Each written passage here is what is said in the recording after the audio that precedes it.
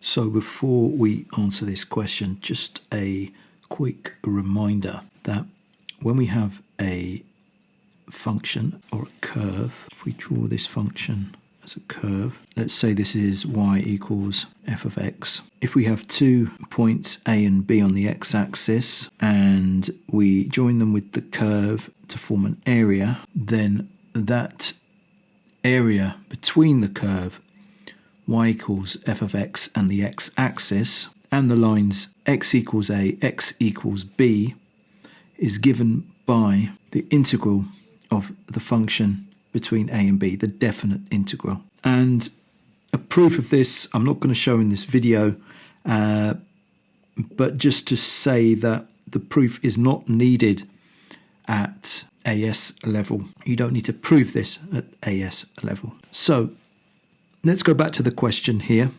We've got this function y equals x squared minus 1. And if I was to sketch that, remember that would be a function y equals x squared, and it would be shifted along the x-axis by 1 in the positive direction because it is a transformation of y equals x squared. So it would look something like this, and we've got the points x equals 2 and x equals 0. Obviously this isn't drawn to scale. Another way, of course, to check this is to say, well, this here where it cuts the x-axis is where y equals 0.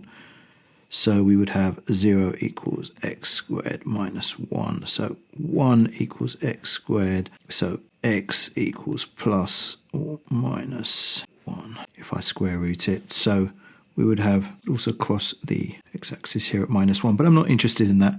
What I'm interested in is the area between 0 and 2. So I'm interested in this area here because where it's bounded with the x-axis, and I'm interested in this area here. And using my result from earlier, I know that I can work out these individual areas here. This area we will see will be negative, this area positive, and I can add them together. So let's have a go at doing that. So we're going to integrate this function between 0 and 2 with respect to x. Now, if I'm doing it between 0 and 2, I've actually got 2 areas here.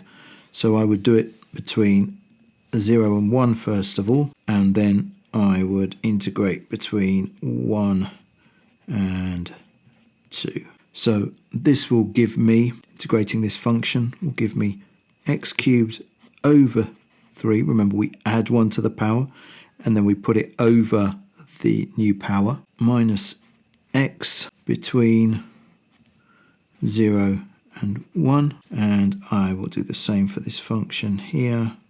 Well, it's the same function, but it's now between 2 and 1. So that's x cubed over 3 minus x. If you're having difficulty with this, I'd cover basic integrals in another video. So I will substitute in 0 and 1 and take them away. Well, if I substitute in 0, I get 0 anyway here.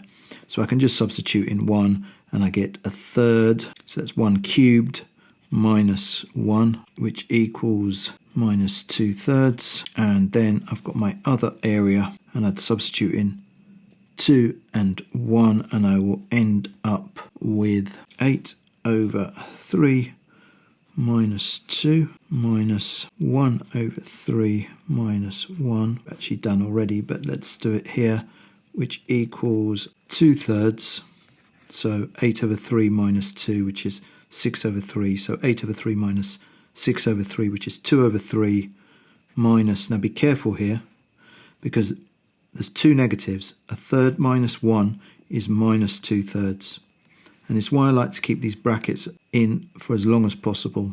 So that would be 2/3 plus 2/3, which is 4 over 3.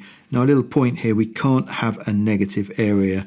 So even though this is technically minus 2/3, that's because it's below the x-axis.